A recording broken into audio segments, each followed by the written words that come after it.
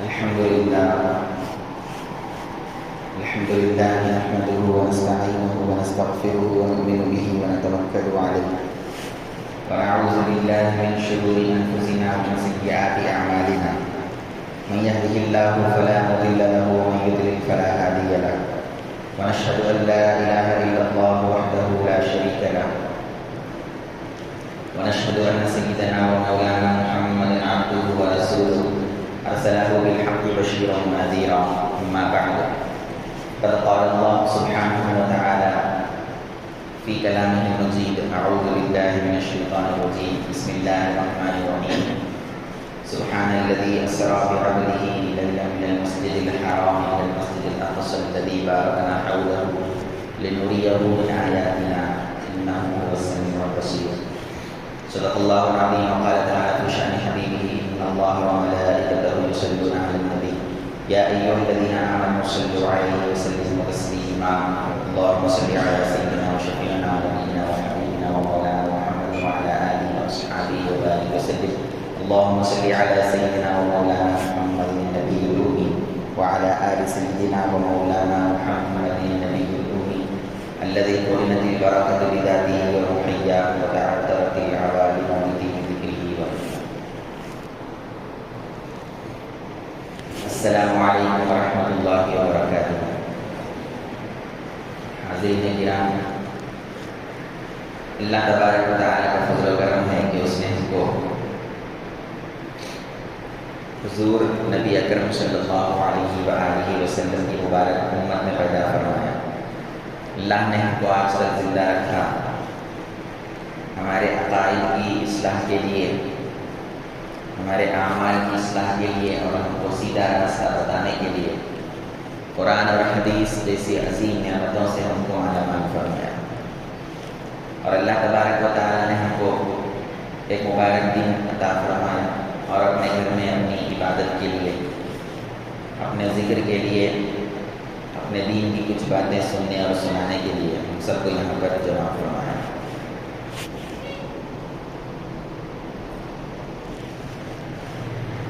جو مہینہ چل رہا ہے، ہم سبھی حضرات اچھی طرح جانتے ہیں کہ اس مہینے کے اندر اللہ تبارک و تعالیٰ نے آقا علیہ الصلاۃ والسلام کو ایک بہت بڑا معجزہ عطا فرمایا. حضور صلی اللہ علیہ وسلم کے معجزات میں سب سے بڑا معجزہ قرآن مجید. قرآن کے بعد اگر کوئی حضور صلی اللہ علیہ وسلم کا معجزہ ہے وہ ہے معراج. معجزہ کس کو کہتے ہیں آخر؟ اللہ تبارک و تعالیٰ اپنے نبیوں کو ایسی ایسی خوبیاں عطا فرماتا ہے اور ان نبیوں کے ہاتھ سے ایسا کام ہو جاتا ہے جو غیر نبی نہیں کر سکتا. ساری کائنات مل کر بھی قیامت تک بھی کوشش کر لے تو وہ کام نہیں ہو سکتا جو کام اللہ تبارک و تعالیٰ کسی ایک نبی کے ہاتھ سے ظاہر کرتا ہے. اس کو کیا کہتے ہیں؟ معجزہ کہتے ہیں. اللہ کی قدرت ہوتی ہے لیکن کس کے ہاتھ سے ظاہر ہوتی ہے؟ نبیوں کے ہاتھ سے ظاہر ہوتی ہے. مثلا حضرت موسیٰ علیہ السلام کے پاس ایک لکڑی کا عصا ہوتا تھا. آپ اس کو زمین پر پھینک دیتے تو وہ اشدہ بن جاتا تھا، اشدہ بن جاتا تھا. پھر جب اس اشدے کے منہ میں ہاتھ رکھتے تو دوبارہ لکڑی بن جاتا. پھر اسی لکڑی کو اسی عصا ہو کر سمندر پر مار دیتے تو سمندر کے اندر پانی میں راستہ بن جاتا. پتھر پر مار دیتے تو پتھر میں سے پانی کے چشمے پھوٹ نکلتے. تو یہ اللہ کی قدرتیں ہیں، ان کو ہم موسیٰ علیہ السلام کے معجزات کہیں گے. اور یہ غیر نبی نہیں کر سکتا. ساری دنیا مل کر بھی اگر کوشش کر لے تو یہ کام ہو ہی نہیں سکتا. اسی طرح رسول اللہ صلی اللہ علیہ وسلم کو بھی اللہ تبارک و تعالیٰ نے بے شمار معجزات عطا فرمائے ہیں. اور کسی بھی نبی کا جو معجزہ ہوتا ہے وہ اس کے زمانے کے تقاضے کے اعتبار سے ہوتا ہے. اس کے زمانے میں کیا چل رہا ہے، اس کے زمانے کے کیا احوال ہے، اس وقت اس کو کیا ضرورت ہے، اس کے اعتبار سے اس کو معجزہ دیا جاتا ہے. موسیٰ علیہ السلام کے زمانے میں جادو کا زیادہ زور تھا، جادوگروں کا زیادہ زور تھا. اور موسیٰ علیہ السلام کے زمانے کے جو جادوگر تھے وہ کچھ رسیاں اور لکڑیاں زمین پر پھینک دیتے تو دیکھنے والوں کو ایسا دکھتا کہ وہ سانپ بن گئے ہیں، سانپ بن کر چل رہے ہیں، حالانکہ وہ حقیقت میں سانپ نہیں بنتے تھے۔ جادو جو ہوتا ہے وہ کیا ہوتا ہے؟ خالی آنکھوں کا دھوکہ ہوتا ہے۔ وہ آنکھوں کے اوپر کچھ ایسا اثر ڈال دیتے ہیں جس کی وجہ سے وہ جادوگروں کی رسیاں، ان کی چھوٹی چھوٹی لکڑیاں دیکھنے والوں کو کیسا دکھتا؟ سانپ ہے۔ تو اسی سے ملتا جلتا معجزہ اللہ نے موسیٰ علیہ السلام کو دیا۔ یہ اس زمانے میں چل رہا تھا، تو اسی سے ملتا جلتا معجزہ اللہ نے موسیٰ علیہ السلام کو عطا فرمایا کہ وہ تو خالی آنکھوں کو نظر آتا تھا کہ سانپ ہے، حقیقت میں وہ رسیاں سانپ نہیں بنتی تھی۔ لیکن آپ کو کیسا معجزہ عطا فرمایا اللہ نے کہ جب آپ اپنا عصا ڈال دیتے تو صرف آنکھوں کو نہیں بلکہ وہ حقیقت میں اژدہا بن جاتا تھا۔ جادوگر بھی جب یہ دیکھے تو فوراً کہنے لگے یہ جادو نہیں ہو سکتا، یہ ضرور معجزہ ہے، اور ہم موسیٰ پر اور موسیٰ کے خدا پر ایمان لاتے ہیں۔ تو جادوگر کو تو منا نہیں سکتے۔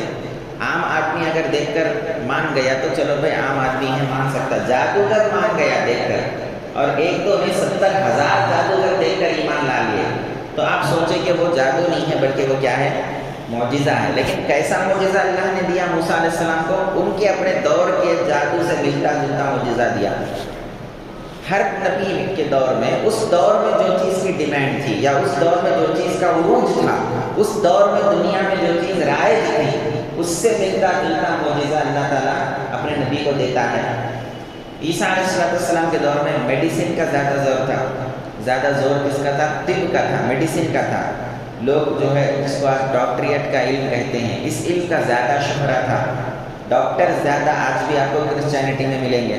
تو لہٰذا عیسیٰ علیہ السلام کو اللہ نے اسی سے ملتا جلتا معجزہ عطا فرمایا کہ جو ڈاکٹرز ہوتے تھے وہ اگر کسی کی آنکھیں چلی جائے، بچپن سے اندھا نہیں ہے، بچپن سے اندھا نہیں ہے، آنکھ ہے، لیکن کسی ایکسیڈنٹ کی وجہ سے یا کسی وجہ سے آنکھیں چلی جائے، بینائی چلی جائے، تو اس کا کچھ نہ کچھ علاج کر کے جو بینائی چلی گئی اس بینائی کو واپس لاتے تھے۔ ڈاکٹرز کا یہ کام ہے۔ لیکن عیسیٰ علیہ السلام کو اس سے ملتا جلتا کیا معجزہ اللہ نے عطا فرمایا؟ وہ تو آنکھیں چلے جانے کے بعد آنکھیں لاتے تھے، اور عیسیٰ علیہ السلام کو اللہ نے ایسا معجزہ دیا کہ جس کی آنکھیں ہی نہیں ہیں بچپن سے، اور جو بچپن سے اندھا ہے، اپنی ماں کے پیٹ سے اندھا پیدا ہوا ہے، آپ اس کے آنکھوں پر اپنا ہاتھ پھیر دیتے تو اللہ تبارک و تعالیٰ اپنی قدرت کا اظہار کر کے اس کو آنکھیں عطا کر دیتا۔ اور دنیا کی کون سی بڑی سے بڑی میڈیسن رہو، دنیا سے بڑی میڈیکل یونیورسٹی رہو، یا کوئی میڈیکل کا پروفیسر رہو، یا بڑا سے بڑا ڈاکٹر رہو، جب تک ہمارے جسم کے اندر جان ہے وہ ہمارا علاج کر سکتا ہے۔ ایک بار ہمارے جسم سے روح نکل جائے اس کے بعد دنیا کا بڑا سے بڑا ڈاکٹر بھی علاج نہیں کر سکتا۔ لیکن عیسیٰ علیہ السلام کو اللہ نے کیا معجزہ عطا فرمایا کہ جسم سے جان نکل جانے کے بعد، ایک عرصہ گزر جانے کے بعد، مر گیا انسان، مردہ ہے، لیکن آپ اس مردہ انسان کے سامنے جا کر کہتے ہو بإذن اللہ، اللہ کے حکم سے اٹھ جا، تو وہ بندہ فوراً اسی وقت زندہ ہو جاتا ہے۔ تو آپ کو میں کیا سمجھانا چاہ رہا ہوں؟ یہی بات سمجھانا چاہ رہا ہوں کہ جو نبی جس زمانے میں بھیجا جاتا ہے، اس زمانے کے جو تقاضے ہوتے ہیں یا اس زمانے میں کوئی ایک فن عروج میں ہوتا ہے، تو اس نبی کو اسی سے ملتا جلتا معجزہ دیا جاتا ہے، لیکن وہ اپنے تمام ہم زمانوں میں سب سے اعلیٰ اور برتر ہوتا ہے۔ اب حضور صلی اللہ علیہ وسلم جس زمانے میں بھیجے گئے، اس زمانے میں عربی ادب، شعر و شاعری، فصاحت و بلاغت، اس چیز کا زیادہ کلچر تھا۔ عربی ایک ایسی زبان ہے، اتنی فصیح اور بلیغ زبان ہے، اتنی پیاری زبان ہے، اور ساری کائنات میں افضل جو زبان ہے وہ عربی زبان ہے۔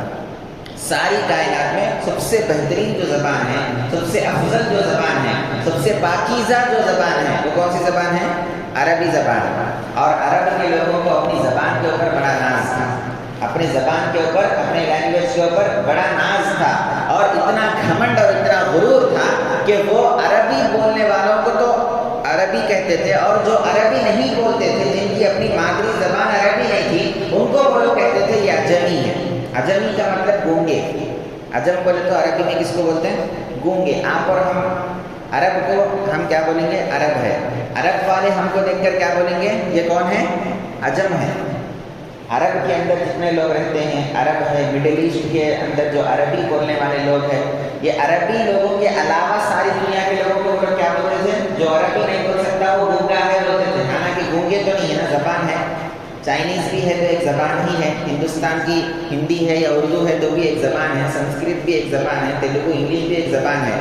लेकिन उनके जहन में उनका इल्ज़ाम कैसा था, हमारी ज़बान ही असल ज़बान है, हमारी ज़बान के अलावा दुनिया में जो भी ज़बानें बोली जाती वो कोई मेयारी ज़बान नहीं है, लिहाजा वो गूंगे हैं, उनको मालूम ही नहीं कि ज़बान क्या चीज़ है, फसाहत क्या चीज़ है, बलागत क्या चीज़ है, शेर व शायरी क्या चीज़ है, अरबी अदब क्या चीज़ है, उनको मालूम ही नहीं, लिहाजा वो गूंगे हैं। तो इतना उनको अपनी ज़बान के ऊपर घमंड था।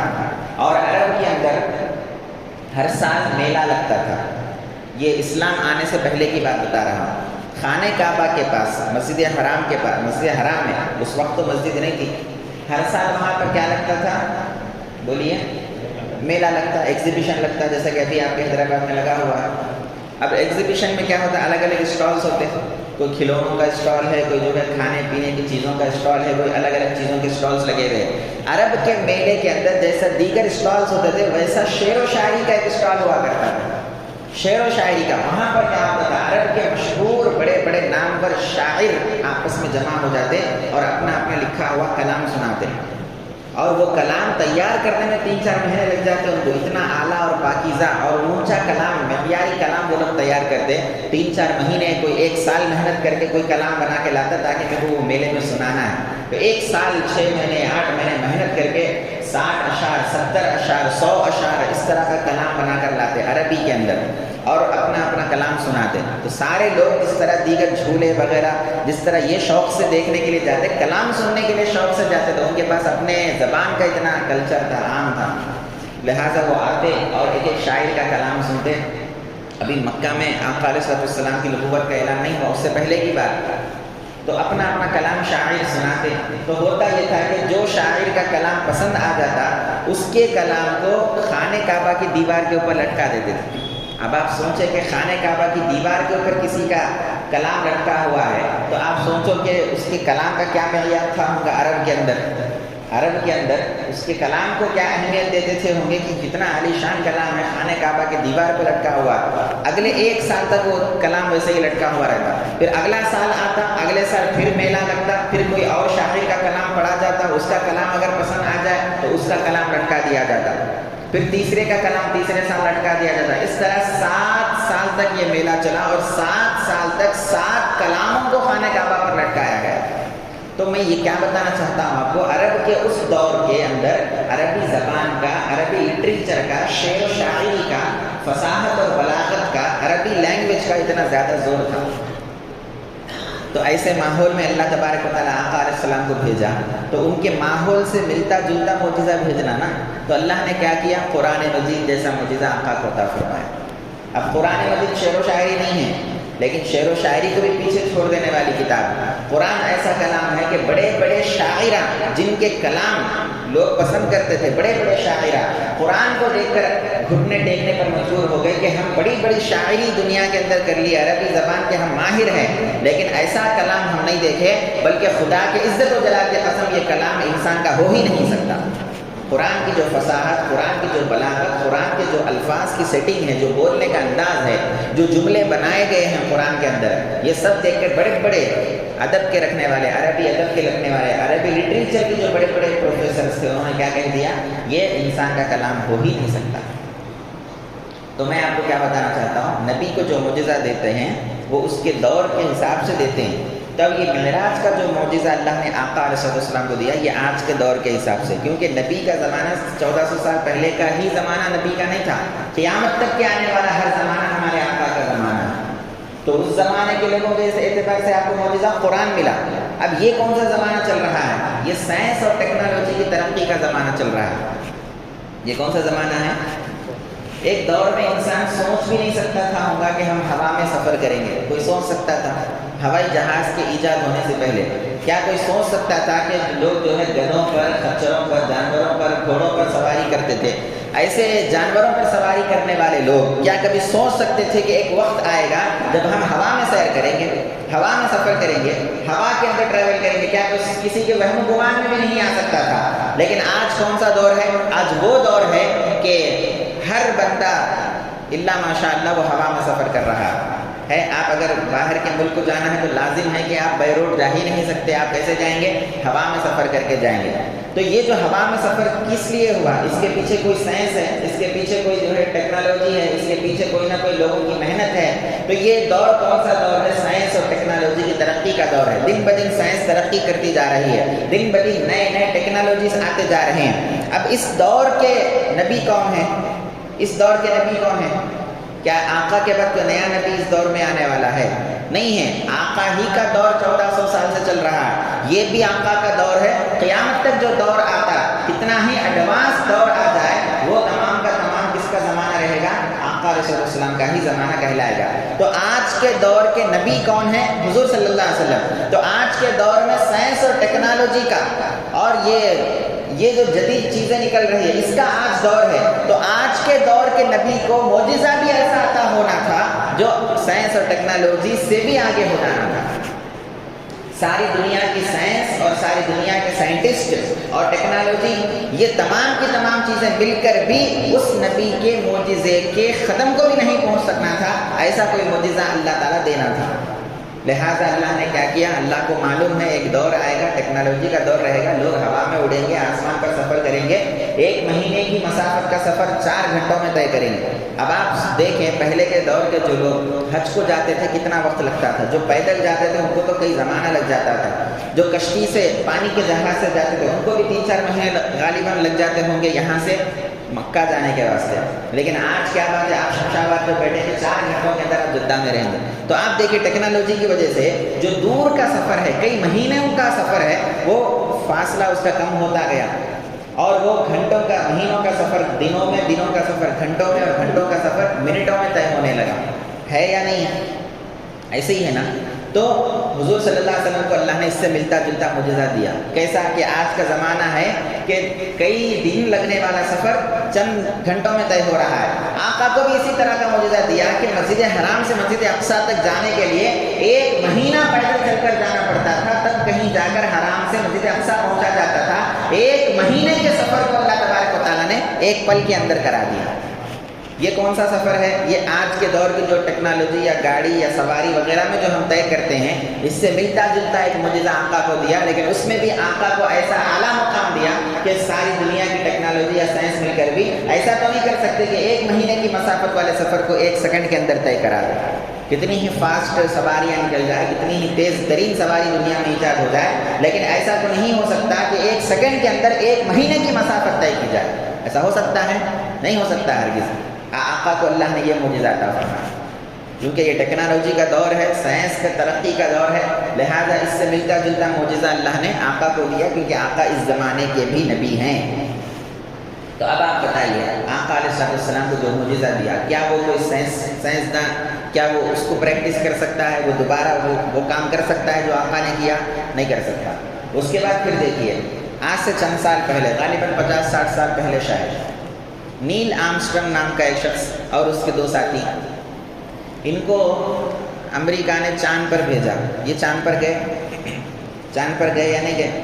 واقعہ تو مشہور ہے نا، چاند پر گئے، ناسا نے ان کو بھیجا، امریکہ والے چاند پر گئے یہ لوگ۔ تو 3 آدمی تھے، یہ چاند پر پہنچے، چاند پر وہاں اپنے ملک کا جھنڈا انہوں نے لگایا اور ساری دنیا میں مشہور ہو گئے کہ ہم چاند تک پہنچ گئے۔ یعنی یہ دور ایسا دور ہے کہ ٹیکنالوجی کی مدد سے آپ چاند پر پہنچ سکتے، ٹیکنالوجی کی مدد سے آپ چاند پر پہنچ سکتے ہیں یا نہیں پہنچ سکتے ہیں؟ پہنچ سکتے ہیں، اور لوگ پہنچ کر بتائیں۔ ہندوستان والوں نے بھی کوشش کی، اب تک تو کامیاب نہیں ہوئے، آگے نہیں معلوم کہ کامیاب ہوں گے یا نہیں ہوں گے۔ بہرحال دنیا کے 3 لوگ تو چاند پر پہنچے، کئی لوگ کوشش کر رہے ہیں اور کرتے رہیں گے۔ اب اگر حضور صلی اللہ علیہ وسلم کو ایسا کوئی معجزہ عطا نہیں ہوتا، ایسا کوئی معجزہ جیسا معراج کا معجزہ ہے، تھوڑی دیر کے لیے مان لیں گے کہ معراج کا معجزہ حضور کو عطا نہیں ہوا، تو اب لوگ کہیں گے کہ بھائی وہ نبی رہ کر نہیں پہنچ سکے اور ہم امتی رہ کر چاند پر چلے گئے، نبی رہ کر چاند پر نہیں پہنچ سکے اور آسمانوں پر نہیں جا سکے، ہم آسمانوں پر جا رہے ہیں، بادلوں میں سیر کر رہے ہیں، چاند پر جا رہے ہیں، نبی سے بظاہر مقام بڑھ گیا۔ یہ ہو سکتا تھا یا نہیں ہو سکتا تھا؟ اللہ نے یہ پاسبلٹی ہی ختم کر دی، یہ امکان ہی ختم کر دیا۔ آج کے دور میں، ٹیکنالوجی کے دور میں، ٹیکنالوجی کی مدد سے آپ چاند پر جانا کوئی کمال کی بات نہیں ہے۔ ایسے دور میں اللہ نے آقا علیہ السلام کو معراج پر بلایا جس دور میں سائنس اور ٹیکنالوجی کا کوئی تصور بھی نہیں تھا، کوئی سوچ نہیں سکتا تھا کہ انسان چاند پر بھی سفر کر سکتا ہے۔ آقا چاند پر نہیں بلکہ چاند کو پیچھے چھوڑ کر اس سے بھی کئی کروڑوں کلومیٹر دور آقا علیہ السلام تشریف لے گئے۔ لوگ تو صرف چاند تک پہنچے، چاند کے آگے ابھی انسان نہیں پہنچا، چاند کے آگے انسان کی رسائی نہیں ہے، لیکن آقا کہاں پہنچے؟ چاند بھی پیچھے رہ گیا، سورج بھی پیچھے رہ گیا، ساری کائنات پیچھے رہ گئی، اور آقا علیہ السلام ساری کائنات سے آگے اللہ تبارک و تعالیٰ کے عرش پر جا پہنچے۔ کوئی ٹیکنالوجی یوز کر کے اللہ کے عرش پر جا سکتے ہیں، آسمانوں پر جا سکتے ہیں، جنت تک جا سکتے ہیں، دوزخ تک جا سکتے ہیں، سدرۃ المنتہا تک جا سکتے ہیں، فرشتہ نہیں جا سکتا سدرۃ المنتہا کے آگے۔ کوئی ٹیکنالوجی یوز کر کے سدرۃ المنتہا کے آگے جانا انسان کے لیے تو ناممکن ہے، فرشتے کے لیے بھی ناممکن ہے۔ آقا علیہ السلام کے ساتھ جبرائیل جا رہے تھے، خانہ کعبہ سے تو ساتھ ہے، مسجد اقصیٰ تک بھی جبرائیل علیہ السلام گئے، ساتھ تھے، اور وہاں سے ساتوں آسمان پر آپ کی سیر ہوئی، جبرائیل ساتھ ہے۔ جب سدرۃ المنتہا آ گیا، سدرہ کیا ہے؟ ایک درخت کا نام ہے، ساتوں آسمانوں کے اوپر ایک درخت ہے، اس کا نام ہے سدرہ۔ وہ درخت اینڈ ہے، لاسٹ پوائنٹ ہے مخلوق کا، اس کے آگے کوئی مخلوق نہیں جا سکتی، اس کے آگے نہ جانے کیا ہے اللہ بہتر جانے، مخلوق نہیں جا سکتی اور فرشتے بھی نہیں جا سکتے، فرشتوں کا سردار جبرائیل امین بھی اس کے آگے نہیں بڑھ سکتا۔ تو وہاں پر پہنچ گئے، جبرائیل علیہ السلام رک گئے، آقا نے پوچھا اے جبرائیل کیا ہے، چلو آگے چلو۔ تو جبرائیل علیہ السلام کہتے ہیں یا رسول اللہ، ایک بال برابر بھی اگر میں سدرۃ المنتہا کے آگے بڑھوں گا تو میرے سارے پر جل کر راکھ ہو جائیں گے۔ پر کیسے تھے جبرائیل علیہ السلام کے؟ پرندے کے جیسا دو پر نہیں تھے۔ آپ جانتے ہیں اللہ تعالیٰ فرشتوں کو پر والا بنایا، فرشتوں کے پر ہوتے، فرشتوں کے پرندوں کے جیسے پر ہوتے ویسا فرشتوں کے بھی کیا ہوتے؟ پر ہوتے۔ کتنے پر ہیں؟ جبرائیل علیہ السلام سے ایک مرتبہ پوچھا گیا کہ آپ کے کتنے پر ہیں؟ تو جبرائیل السلام کہتے ہیں میں اگر میرا ایک پر کھولوں گا، ایک پر، ایک ونگ اگر میں اپنا کھولوں گا، سارا یونیورس میرے ایک پر کے سائے میں آ جائے گا۔ سارا گلوبل جو بھی ساری دنیا ہے، سارے جو کائنات ہے، خالی یہ ہمارا ارتھ نہیں بول رہا ہوں، خالی ہماری زمین نہیں، جتنے بھی سیارے گھوم رہے ہیں اسپیس کے اندر، فضا کے اندر، چاند ہے، سورج ہے، مریخ ہے، جو بھی ہے، جتنے بھی سارے سیارے ہیں وہ سارے کے سارے، وینس ہے، جوپیٹر ہے، جو بھی ہے وہ سارے میرے ایک پر کے سائے میں آ جائیں گے۔ ایسا میرا ایک پر کا یہ عالم ہے، ایسے اللہ نے 600 پر مجھے عطا فرمائے۔ یہ جو ساری ہماری دنیا ہے، یہ ساری دنیا کے 600 دنیایں بھی اگر آ جائیں تو جبرائیل علیہ السلام کے پر کے سائے میں آ جائیں گے، اتنے بڑے ان کے پر ہیں۔ تو آقا کو وہ کیا فرماتے ہیں؟ یا رسول اللہ ایک قدم آگے بڑھاؤں گا تو وہ میرے سارے پر جل کر راکھ ہو جائیں گے۔ تو جبرائیل علیہ السلام جانے کی ہمت نہیں کر سکے، وہاں پر رک گئے، آگے آقا ہی تشریف لے گئے۔ تو آپ بتائیں کوئی کتنا ہی بڑا جبرائیل امین نہیں پہنچ سکے تو کوئی آج کا سائنٹسٹ یا کوئی بڑا ٹیکنالوجی کا ماہر بڑی سے بڑی سواری، بڑی سے بڑی ٹیکنالوجی کا استعمال کر کے کیا سدرۃ المنتہا کے آگے پہنچ سکتا؟ نہیں پہنچ سکتا۔ تو آج کے اس ماڈرن دنیا کے اندر اللہ تبارک و تعالیٰ نے آقا کو ایسا معجزہ عطا فرمایا کہ قیامت تک آنے والے لوگ بھی اگر کوشش کر لیں تب بھی آقا کے اس معجزے کو نہیں پہنچ سکیں۔ اس دور کے اعتبار سے معجزہ قرآن دیا جو آج بھی برقرار ہے، قیامت تک برقرار رہے گا، اور اس دور کے اعتبار سے اللہ نے آقا کو پہلے ہی معجزہ عطا کر دیا کہ ایک دور آنے والا ہے کہ لوگ چاند تک جائیں گے، میرے نبی کو میں پہلے ہی وہ معجزہ دے دیا کرتا ہوں۔ تو آقا علیہ السلام چاند پر تشریف نہیں لے کے گئے، چاند کو پیچھے چھوڑ کر آگے آپ تشریف لے گئے اور اللہ کی بارگاہ میں پہنچے۔ تو ایسا عظیم معجزہ اللہ تبارک و تعالیٰ نے ہمارے آقا علیہ السلام کو عطا فرمایا۔ اب اس کے بعد دیکھیے حضور نبی اکرم صلی اللہ علیہ وسلم کو یہ جو معجزہ عطا ہوا، اب بعض لوگ یہ کہتے ہیں، بعض لوگوں کا خیال ہے ایسا، ان کی اپنی جو ہے انسان کی ایک فطرت اور ایک عادت ہے کہ جو چیز میرے سمجھ میں نہیں آ سکتی میں اس کو نہیں مانوں گا، جو چیز میرے سمجھ میں نہیں آ سکتی، میری عقل میں آنا تو میں اس کو ایکسیپٹ کروں گا۔ بھئی ہم کتنے، ہماری عقل کتنی، ہم کتنے، ہماری عقل کتنی، اللہ کے معاملات کو، رسول اللہ صلی اللہ علیہ وسلم کے معاملات کو اگر ہم اپنی عقل پر پرکھ کر دیکھیں گے اور اپنی عقل کی کسوٹی پر رکھ کر دیکھیں گے کہ میری عقل میں اگر یہ معجزہ آئے گا تو میں مانوں گا ورنہ نہیں مانوں گا، تو پھر ہماری عقل کا کیا شمار ہے، ہمارا کیا شمار ہے اللہ کے اور اللہ کے رسول کے سامنے۔ آقا علیہ السلام کے اس معجزے کے تعلق سے بھی کئی لوگوں نے کہہ دیا کہ بھئی یہ بات تو ہم کو سمجھ نہیں آتی کہ ایک پل کے اندر جسم کے ساتھ مسجد حرام سے مسجد اقصیٰ، پھر وہاں سے ساتوں آسمان، پھر عرش معلیٰ، پھر جنت اور دوزخ کا مشاہدہ، پھر واپس آنا، یہ تو ناممکن ہے، لہذا خواب دیکھا ہوگا۔ خواب میں تو ممکن ہے، خواب میں آپ عرش پر چلے جائیں، خواب میں آپ جنت میں چلے جائیں، دوزخ میں چلے جائیں، خواب میں آپ ساتوں آسمان کی سیر کر لیں، خواب میں تو ممکن ہے۔ تو لوگوں نے کیا کہہ دیا، یہ خواب ہے، یہ حالت بیداری میں ہوا سو واقعہ نہیں ہے۔ اب آپ کو یہ پوچھنا چاہتا ہوں کہ اگر کوئی خواب ہے حقیقتاً تو اس میں اتنا تعجب کی کیا بات ہے؟ کوئی خواب اگر ہے تو خواب کو اتنا سیریس لے کر 1400 سال سے بیان کرنے کی کیا ضرورت ہے؟ اگر خواب ہوگا تو اللہ تعالیٰ کو قرآن میں یہ کہنے کی کیا ضرورت ہے، سبحان الذی اسریٰ بعبدہ لیلا، پاک ہے وہ ذات جو اپنے بندے کو لے کر گیا۔ کیا کوئی خواب کا واقعہ بھی اس طرح سناتے؟ پاک ہے وہ ذات۔ اللہ پہلے اپنی پاکی بیان کر رہا ہے، اپنی بڑائی بیان کر رہا ہے، اپنی تعریف بیان کر رہا ہے کہ میں پاک ہوں، میرا مقام و مرتبہ کیسا ہے، میری قدرت کیسی ہے کہ میں اپنے خاص بندے کو ایک پل میں، رات کے ایک مختصر حصے میں راتوں رات مسجد حرام سے مسجد اقصیٰ لے کر گیا۔ تو کیا کوئی خواب کو بھی ایسے بیان کرتا، نیریشن ایسا دیتا خواب کا؟ یہ جو اللہ کے بولنے کا انداز ہے، بتانے کا طریقہ ہے، اسی سے پتہ چلتا ہے کہ یہ خواب کا واقعہ نہیں ہے، یہ حالت بیداری میں آقا علیہ السلام کو جسم کے ساتھ، روح کے ساتھ، قلب کے ساتھ معراج ہوئی۔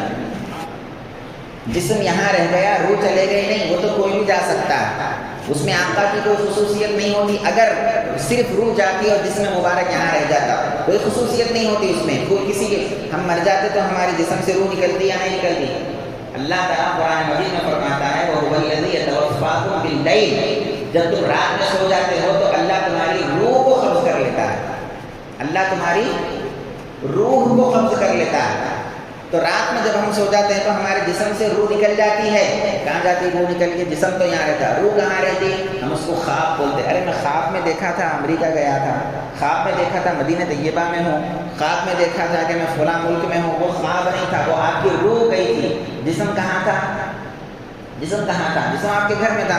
تو جسم یہاں رہے اور روح چلے جائے سفر کرنے کے لیے، اس میں کوئی کمال نہیں ہے، وہ تو ہر انسان کر سکتا ہے، خواہ مسلمان ہو یا غیر مسلم ہو۔ پھر اگر حضور کے ساتھ بھی کوئی معاملہ ہوا تو حضور کی کیا خصوصیت رہ گئی؟ وہ تو عام انسان بھی کر سکتا ہے۔ معجزہ بولتے ہی اس کو کہ امتی نہیں کر سکنا اور نبی کر سکنا۔ اگر ہم یہ مان لیں گے کہ جسم سے نہیں گئے تھے، جسم یہاں تک خالی روح گئی تھی، تو آپ بھی جا کے بتا سکتے ہیں۔ آپ سو جاؤ، آپ خواب میں جہاں گئے وہ آپ کی روح ہے، تو آپ بولیں گے میں بھی جا کے آیا، ایک پل میں امریکہ جا کے آ گیا، تو آپ یہ بھی بول سکتے ہو صبح میں اٹھ کے کہ میں بھی رات میں ایک پل میں امریکہ جا کے آ گیا، ایک پل میں لندن جا کے آ گیا، ایک پل میں جو ہے کینیڈا جا کے آ گیا، تو آپ بھی بول سکتے ہیں۔ تو اس کو پھر معجزہ کیوں نہیں مانتے؟ بھائی وہ کیا ہے، آپ کی روح گئی لیکن آپ کا جسم یہاں پر تھا۔ آقا کے ساتھ یہ معاملہ نہیں ہوا۔ اگر ایسا ہوتا تو قرآن میں اس کا تذکرہ نہیں آتا تھا۔ اتنا اہتمام کے ساتھ اللہ تعالیٰ جو بیان کر رہے، اتنا اس کو سیریس لے کے جو بیان کر رہے، ایسا نہیں ہوتا تھا اگر صرف روح سے جاتے۔ یہ جانا جسم کا جانا تھا، اس لیے تو بڑے تعجب کی بات ہے کہ جسم کے ساتھ 1 مہینے کا سفر ایک پل میں کیسے طے ہو سکتا ہے؟ یہ جو 1 مہینے کا سفر میں بولوں صرف زمینی سفر کی بات ہے، مسجد اقصیٰ تک کے سفر کی بات ہے۔ 1 مہینے کا سفر ہے مکہ سے مسجد اقصیٰ بیت المقدس، وہ 1 مہینے کا سفر ایک پل میں آقا نے طے کیا جسم کے ساتھ، بڑے تعجب کی بات۔ اب وہاں سے جو آسمانوں پر پہنچے وہاں تو کتنے سال لگ جائیں گے اگر ایک انسان سفر کرے گا، تو کوئی ہمارے کیلکولیٹرز ختم ہو جائیں گے، ہمارا حساب ختم ہو جائے گا، لیکن ہم کو اندازہ نہیں ہوگا کہ کتنے کروڑوں سال لگ جائیں گے، کتنے کروڑوں لائٹ ایئرز لگ جائیں گے۔ یہ ہمارے دنیا کے 365 دن کا سال نہیں، لائٹ ایئرز، نوری سال کا مطلب کیا؟ بجلی جس تیزی کے ساتھ جاتی ہے اس تیزی کے ساتھ اگر کوئی بندہ سفر کرے گا تب بھی کوئی انسان چاند تک یا اس کے آگے پہلے آسمان تک نہیں پہنچ سکتا، جائے کہ 7 آسمان پار کر کے آگے سدرۃ المنتہا اور آگے اللہ کے عرش تک جا پہنچے۔ پہلے آسمان تک آج تک کوئی مخلوق نہیں جا سکے اور نہ جا سکے گی قیامت تک۔ اور آقا علیہ السلام کو اللہ نے بس ایک پل میں، نہ کوئی جو ہے ظاہری طور پر کوئی دنیا کی سواری ہے، ہاں سواری تو ہے لیکن دنیا کی کوئی سائنس اور ٹیکنالوجی کی مدد سے تیار کی ہوئی سواری نہیں ہے، کوئی ڈیزل سے یا پیٹرول سے چلنے والی سواری نہیں ہے، کوئی دنیا کے لوگوں کی بنائی ہوئی سواری نہیں ہے۔ چلو تو دنیا کے لوگ ایک سواری تیز ترین بنا دی، آپ اس میں بیٹھ کے ٹریول کریں تو آپ کا کمال نہیں ہے، وہ سواری کا کمال ہے۔ اگر آپ ایک ہوائی جہاز میں سفر کر رہے ہیں اور یہاں سے خانہ کعبہ آپ جانا ہے، جدہ جانا ہے، تو آپ کیا کریں گے؟ 4 گھنٹوں میں سفر طے کر کے جدہ ایئرپورٹ پر اتریں گے، تو آپ بولیں گے بھائی اگر آپ پیدل گئے تو کتنے مہینے لگ جاتے تھے، جدہ کو میں 4 گھنٹے میں طے کر دیا، تو بولے آپ کا کمال ہے۔ کمال کس کا ہے؟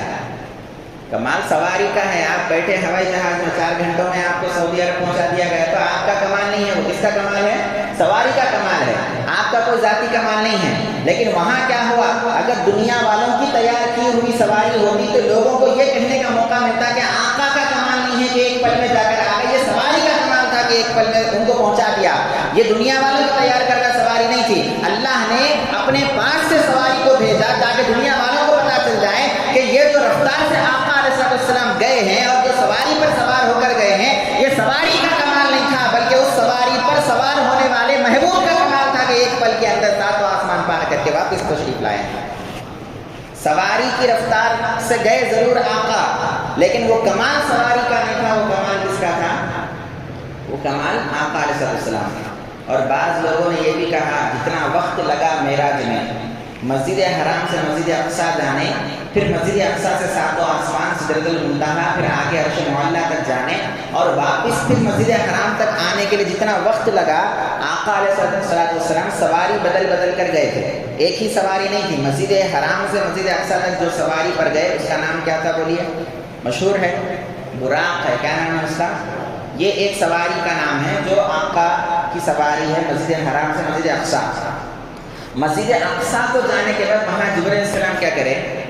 मस्जिद अक्सा की एक दीवार है, मस्जिद अक्सा की दीवार है, अपनी उंगली से जिब्रील अलैहिस्सलाम दीवार में सुराख करते हैं, फरिश्ता है जो चाहे कर सकते हैं, दीवार में सुराख करके बुराक को रस्सी से वहाँ दीवार से बांधते हैं।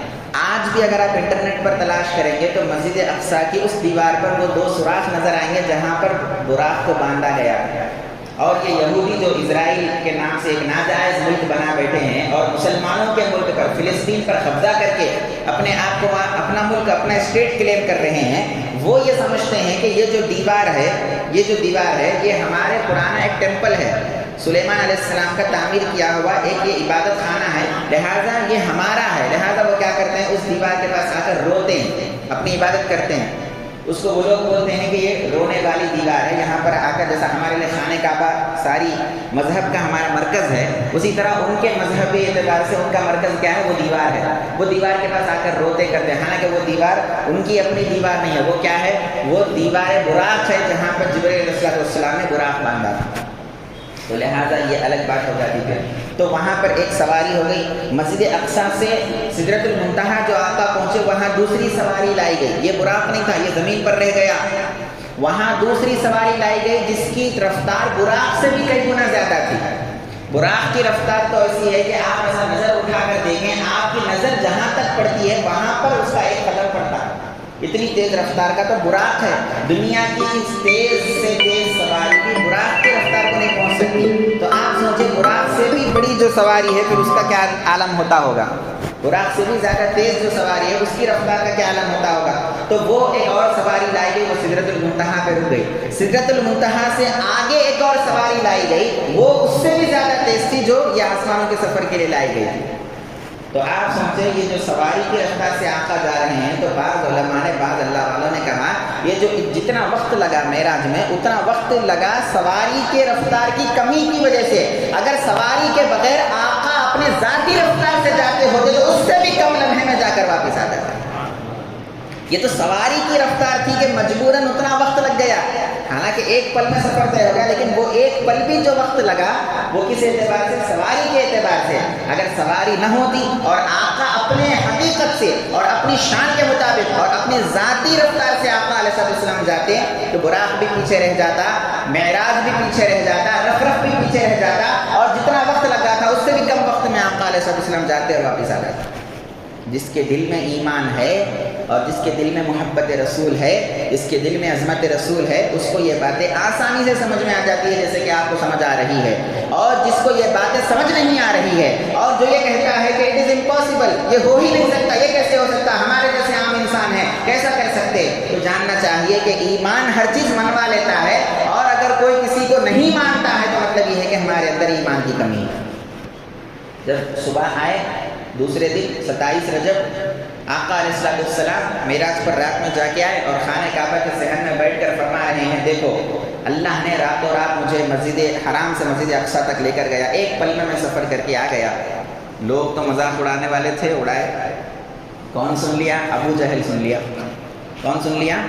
अब मैं आपको क्या बता रहा हूँ, ईमान है तो हर चीज़ काबिल कबूल है, ईमान है तो हर चीज़ कबूल हो जाती है। ये नहीं, इससे बड़ी अजीब से अजीब बात भी आपको अगर बताएंगे तो आप कबूल करेंगे, मुझे यकीन है, क्योंकि ईमान है आपके पास, हमारे पास ईमान है, हम कबूल करेंगे। जो कबूल नहीं करता है, जिसके दिल में गर्द है या शक है, अरे ऐसे कैसे हो सकता है, तो पता चलता है कि उसके अंदर ईमान की कमी है। ईमान कहते ही हैं बगैर देखे के मान लेना, जो हमारी अकल में ना आए उसको भी मान लेना, किसी मान लेने को ईमान कहते हैं।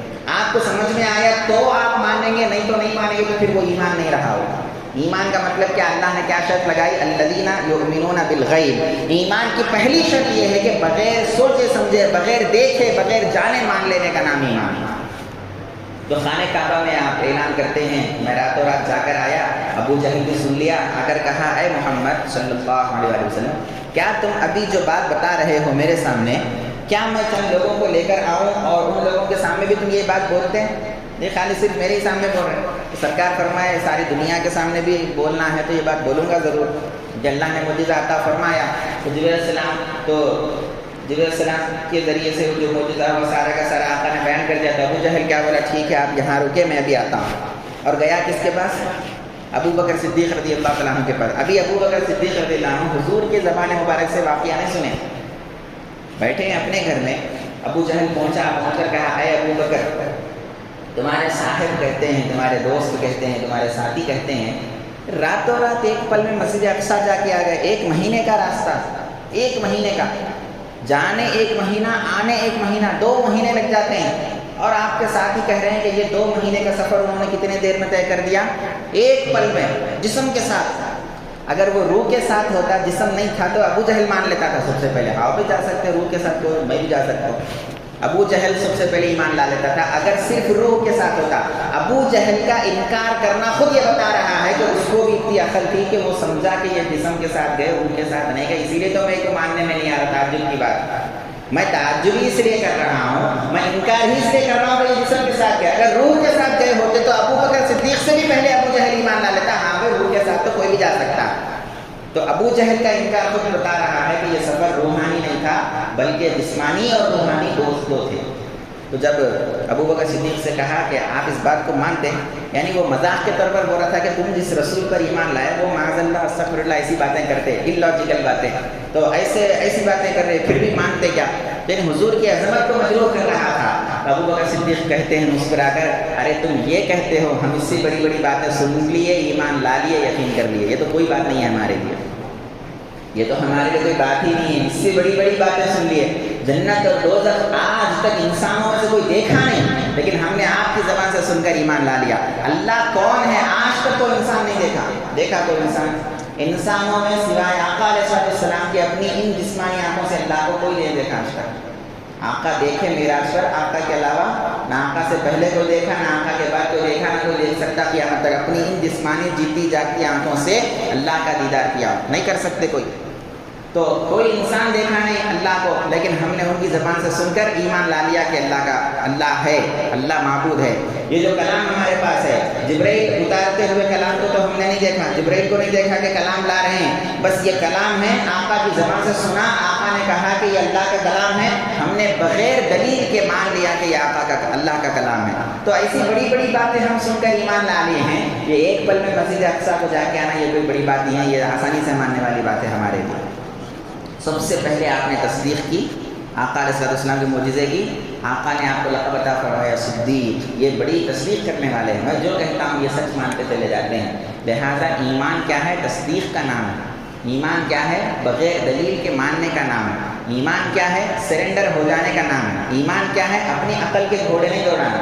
इसीलिए मौलाना जलालुद्दीन रूमी रहमतुल्लाह अलैह, मौलाना रूम से मशहूर है, वो फरमाते हैं अक्ल कुर्बान कुन बपेश मुस्तफ़ा हस्बी अल्लाह गो कि अल्लाह हम कफ़ा। कहते हैं कि ऐ बंदे अपने अकल को सामने रखकर अगर आका का मर्तबा समझने की कोशिश करेगा तो तेरी अकल में आका का मर्तबा आने वाला नहीं है। आका के मर्तबे को समझना चाहता है तो पहले अपनी अकल को कुर्बान कर दे आका के कदमों पर। जब अपनी अकल को कुर्बान कर देगा उसके बाद देख के आका अलैहिस्सलाम अल्लाह ने क्या क्या मकामात और मंजिल अता फरमाए। मुहतरम बुजुर्गों और दोस्तों, ये चंद चीज़ें मेराज के हवाले से थी कि अल्लाह तबारक व तआला ने आपको इस तरह का अज़ीम शान मोजिज़ा अता फरमाया।